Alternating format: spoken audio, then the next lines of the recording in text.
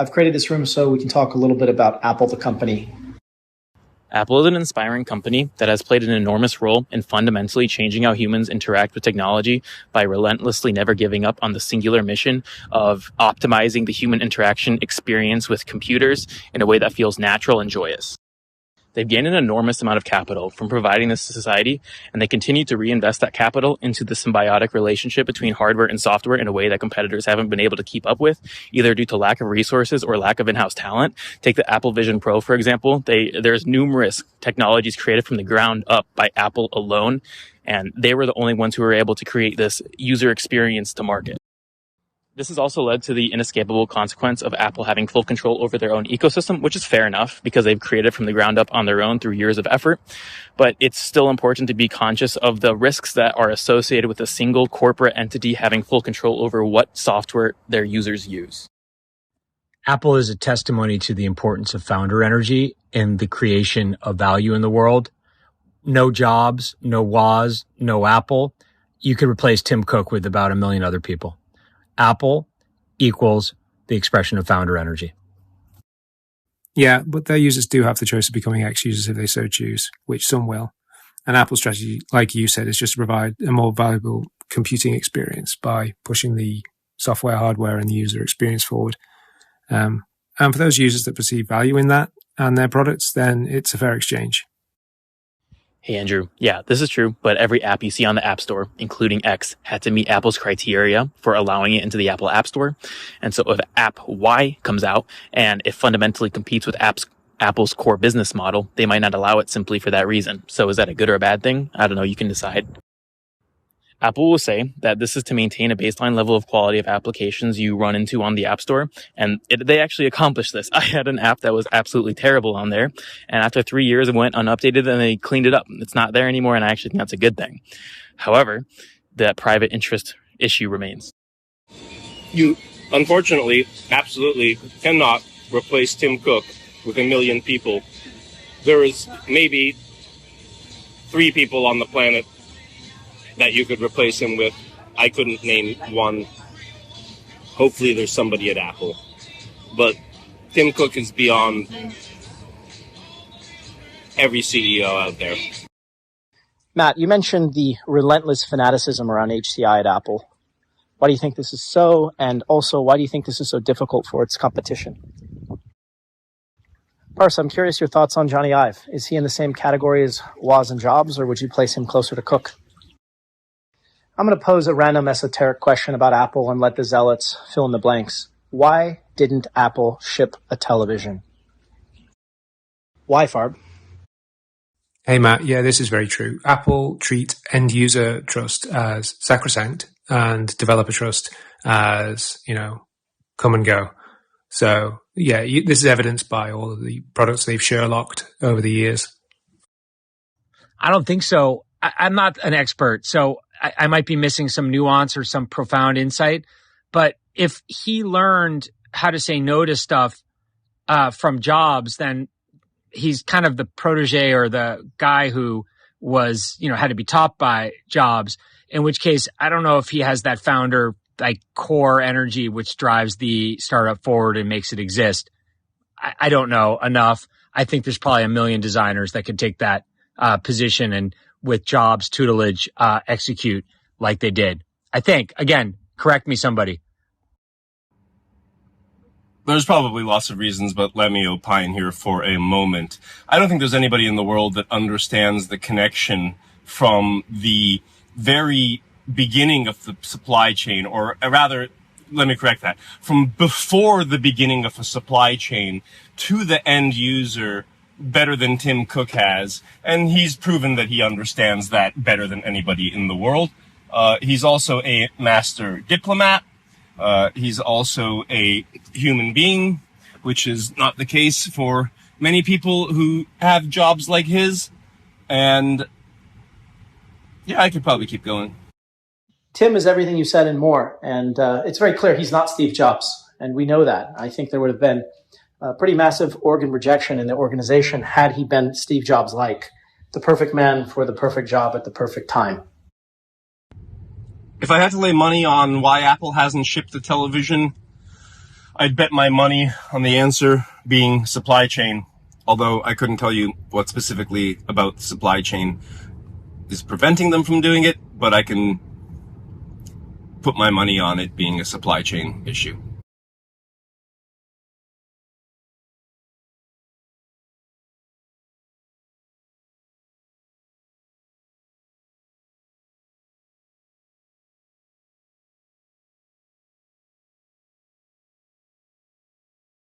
In physical goods, the supply chain is the fruit and the product is the juice. So understanding how to get that product experience, how to bring that design to life is not a design challenge. It's not a product challenge. It is a complete system challenge. And the bulk of the system is a supply chain. Having taken a consumer electronic device from idea to shipping and $3 million in revenue in under 12 months, I have very intimate experience with the problem. No doubt, Apple is the king at delivering product, but perhaps even more superior to their prowess in supply chain, design, HCI, retail, is their ability to tell stories. They have told stories eloquently, simply, and powerfully for so long, and it's so effective. And every time a new campaign comes out, I pay attention because I learn something. They're just so darn good at it. I might be wrong here, but I can't think of an Apple product that has a screen on it that wasn't intended to be more than 2 feet away from the user. Like an iPhone, an iPod Touch, iPad, iMac, Studio, all of these devices are meant to be like in your face, at least within like, a foot, 2 feet. Maybe a TV being so far away, you just can't appreciate the screen and the aesthetics of the product. You can't control for, the room that it's put in, the angle that the viewer observes it in. Maybe those are some of the reasons. The story is absolutely critical, and the story sits between the user and the product. The story is at the absolute tip of the spear of the supply chain. But have no doubt, the entire thing is a supply chain. And to understand it any other way is to relegate yourself to either mediocrity or doom. The supply chain goes from long before the first thing is manufactured all the way to and through the story into the user's hands and usage. Well, Apple's all about control, so that's a very insightful observation. I hadn't thought of that. I certainly understand the importance of the supply chain, but I don't yet grok why Apple is better than everybody else. Steve Jobs famously said that you can have 2 to 3x improvement in hardware, but for you to have a 10x better product, you need to innovate in software. And software is where you can achieve like from 10 to 40, 50x improvement. So if you look at the TV as a category, the hardware is totally commoditized. There is limited improvement. And how can you improve the software behind TVs? You need to build a very massive relationship with all content partners. And that's quite hard. And there is not that much room for innovation in software for TVs. Again, as Steve Jobs said, people use their TV to turn off their brain. So they cannot have a high margin product with lots of innovation in TV category. This is right. Apple's software innovation in television is the Apple TV. That's a great answer, Mo. Thank you for sharing. To summarize, they didn't build a TV because they didn't need to. Commoditize your opposite. 3 doors. Door 1, Apple doesn't care about EVs. Door 2, Apple is building a car. Door 3, Apple in the next 5 years will attempt to acquire Tesla. I think the Apple brand, like the Tesla brand, have residual founder energy associated with them. Of course, the products are good and the delivery is beautiful and the storytelling is pretty good. But I think people unconsciously or consciously like to associate themselves with those brands because they represent that innovation and invention that at some level, everybody with a brain in their head understands is the foundation upon which all our prosperity rests, which is the founder energy that drives the innovation of a startup forward to improve the world, to bring abundance into the world through invention. And so I think that that's a truism that people don't really talk about. And maybe most people that associate with the brand don't even understand or recognize. They might criticize Elon because they're NPCs or brainwashed. They might criticize Jobs for being a dick or for not treating his cancer sooner or whatever. But ultimately, they like the association with the brand because it represents something that they know in their hearts is true, even if they can't name it. Apple is building a car, but that doesn't mean Apple won't buy Tesla. That said, I don't think Apple will buy Tesla. Apple likes to grow its supply chains from scratch. Apple did ship a TV. It's called Apple TV. They just figured out that the brains can live separately from the appendage from the TV itself. Not the case with the phone, because with the phone, everything has to be highly integrated for portability, battery life, cell reception, screen size, etc. But TVs are a very mature market. The interfaces, the inputs, outputs are very mature. So you can just plug the brains right in and take over the body. And that's what they did. And take over the body. And that's what they did. Besides, Tesla's not for sale. Elon wouldn't sell it. It's a mission.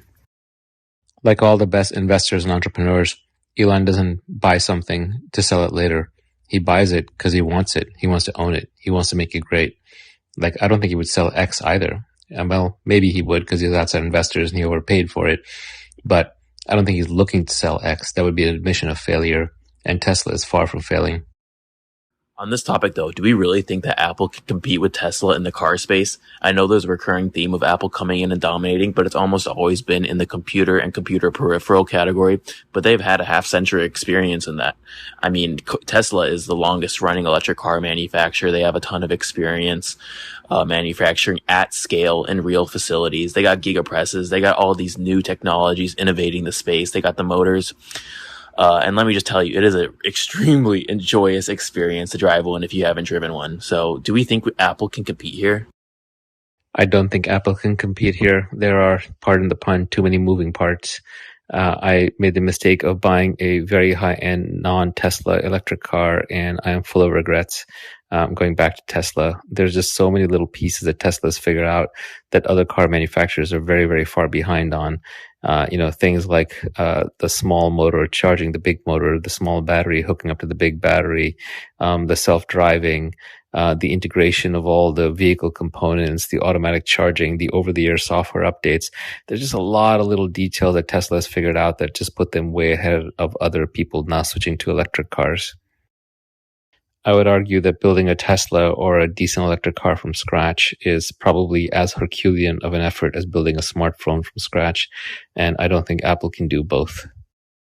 Now, if it turned out the hardest part of building an electric car was the software interface to your media and to the internet, then there might be an argument for it, but that's already covered by AirPlay and by CarPlay and Android Auto. The thing about it is supply chain, design, all those things other people could figure out and copy. But I think that Apple, this is my opinion, what I think they did well is their story and how they curated their product. If you think about it, there is nothing that the poor people of the world can afford from Apple. And so every time you see an Apple product in someone's hand, chances are they've made it. So it's aspirational and people are willing to pay to be seen as being up there. So it's affordable enough for people who can make it, but it's not accessible for people who have no way of making it. So it's like a great signal, great storytelling. I think their success has to do with just psychology, maybe other things as well, but psychology plays a big part in why they're on top, because Samsung can definitely build at the same level. And the reason I say all these things is because when people are buying a product, they're not really saying, oh, these people have got great supply chain. The reason why the customer goes and buys it are usually not the things that business people care about. It's really how well you position your product. And I think that they did perfect positioning. And I'm not saying that, anyone who owns an Apple phone has made it. But every time you see someone with one, they likely have a job. They likely, can afford somewhat of a life. And so it's very aspirational, man. So they've cleaned it up. But I could be wrong. It's just a thought. Another thing that supports my hypothesis is that look at what they do to the old iPhones. They literally make it unusable because they know people are going to likely sell it and they're going to sell it at a cheap price. And now there's going to be a whole lot of cheap iPhones And that's a signal they cannot afford. So the older it gets, they make it really difficult. And now I'm having to upgrade. Guess what? Because my iPhone is old and Airchat does not run so great on my old iPhone. Now, when I sell this iPhone, I cannot sell it for a lot of money. So at some point, they're going to make it so difficult for me to keep this that I'll have to just get rid of it. So I think they basically said, we've got a line here. We don't go below it.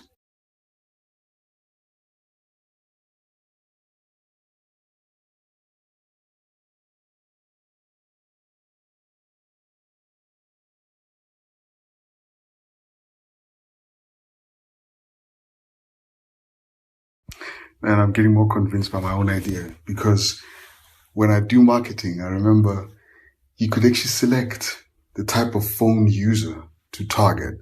Why would the phone type be important? It's because when you're targeting iPhone users, like they likely have the money to afford what you're selling. And so it becomes really, what they've done is like brilliant as far as like it's a filter for our people are not poor. So if you target our people, if you come to our app store, you will get people who can afford your products. And so we don't cater for the poor at all. This is premium. I recall a video of Elon walking around Starbase with those Starship bays around him saying, prototyping is easy. Production is like 100 times harder. And this is a company and group of minds that have figured out production for the biggest spaceship vehicle in the world. And they're sharing some of that technology, I'm pretty sure, because I think they're using the Plaid motor in some of the Starship fins. So that says something.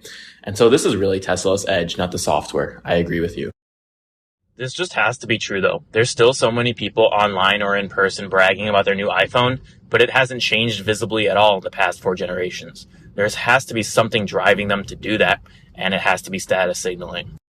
Elon is a dreamer before he's even a missionary, and I could never see him selling to Apple unless he was under financial distress or they offered him the CEO role of Apple, Tesla, and SpaceX in parallel. How about them apples? I think that's right. The only way Elon sells Tesla to Apple is if it's positioned as a merger and he becomes the new CEO of Apple. Elon's razor. The most entertaining outcome is the most likely. I don't buy the phone for the screen. I don't buy the phone for the processor. I buy the phone because of the camera. Apple is so good at understanding what drives purchasing behavior in different cohorts. And every single year, I FOMO for the new camera. I think of a camera as a source of competitive advantage in my life. If I don't have a great camera, I think about it. It's actually something that bothers me. I want these memories to be as high fidelity as possible. And so Apple knows this, and they get me every single time. This is definitely the most rational argument here. Absolutely, I'll give you that. If you want to have that high fidelity memory, that's a very real, tangible thing that you are paying extra money for. And so, yeah, absolutely. I still think the camera increase is somewhat marginal. And I think people who are out here financing their phones to get that status just for that reason should at least introspect a little bit and consider their intrinsic motivations, see if it's healthy. I mean, it's everybody's free choice. Oh gosh, maybe I should listen through the whole room first, but I'm going to go ahead and reply anyway. They did. They just didn't ship a screen with it. Like the Mac Mini, right? That's a computer. It just doesn't have a screen with it. They've shipped the Apple TV. I actually bought one earlier this year and have been pretty pleased with it compared to the other, things that you plug into a screen in order to make it a TV.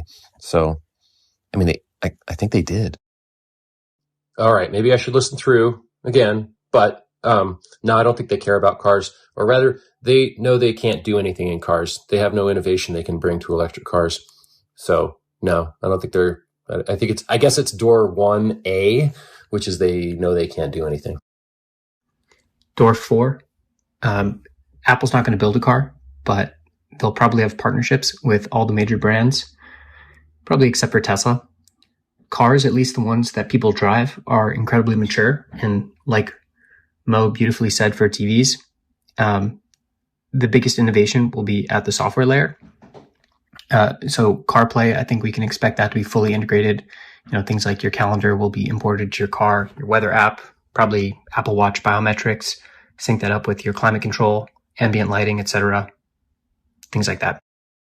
I thought that was true, except that I bought a non-Tesla electric car and I dearly regretted it. And I think the two biggest reasons are, one, the autopilot on the Tesla is so much better than anything else that it's not just enough to partner with Apple for CarPlay. You would also need a good autopilot solution. And as far as I can tell, no one else is even close. There's no Waymo offering, maybe Cruise, but they don't offer it as the third party offering for backup driver.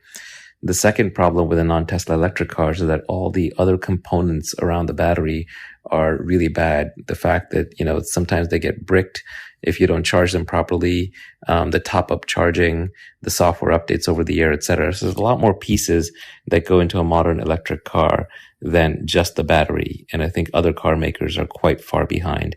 So even though I'm not a Tesla shareholder, nor even a huge Tesla fanboy, I just think that they are so far ahead on the whole electric car package that it's not obvious until you try and own another electric car just how far ahead they are. A TV is really just a dump pipe. It's not like a computer that has all those many tiny components that really shape the UX. So eventually by Apple building the Apple TV, they're able to leverage all those commoditized dump pipe screens that are being manufactured and competed on manufacturing better ones by Samsung and others, and give the Apple end-to-end beautiful experience there without having to also take the burden of becoming the manager of all these supply chain issues, different components, big bulky item that then also in deliveries can get issues, etc. That's my guess. Prior to his untimely demise, the largest shareholder of Disney was Steve Jobs. So I asked the following question. In the next 5 years, will Apple acquire Disney? And if so, why? And is this a good move? I guess I'll first caveat by saying I don't have any real experience that should make my opinion on this matter. However, I'm going to say no. I don't think that there's a good reason for Apple to take on the risk associated with an all-out acquisition of Disney when they can probably make as much money or more by letting Disney do their thing and instead having partnerships, exclusivity agreements, and things like that with Disney. So close collaboration in this case makes more sense than, the competition of acquisition. From an investing standpoint, a friend of mine recently shared this. All growth stocks eventually turn into value stocks. Perhaps Apple is next. Brian, you're onto something there. Both brands could benefit deeply from a closer relationship, especially the matrix between the data and the types of data that Apple can understand about user behavior and psychometrics and what they're doing more so with different wearables and immersive technologies. I think it would be a great play. When we take a look back at Apple's history of acquiring things like Beats by Dre, of doing Apple Music, of the iPod, of all of those experiences, there has always been a content play. And now, of course, Apple are in the production space too. I think when it comes to artificially generated content in the future, that amalgamation of data and human experience and taking people along the journey alongside existing storytelling would definitely be beneficial in comparison to, say, Netflix, where they don't have as much user data about someone and their preferences and even the type of music they like, for example, or what screens they use. Imagine personalized content created hand in hand with Disney, using your GarageBand and songs that you've created, using your Apple Home, your Apple TV, all of the different Apple devices you have, your wearables, future implantables, ingestibles, different goggles and glasses. The future is limitless, and I think something like Disney has always been so creative and so at the forefront. People that are involved with Disney and that subscribe to Disney are always excited about trying new experiences, which is very different to other content brands.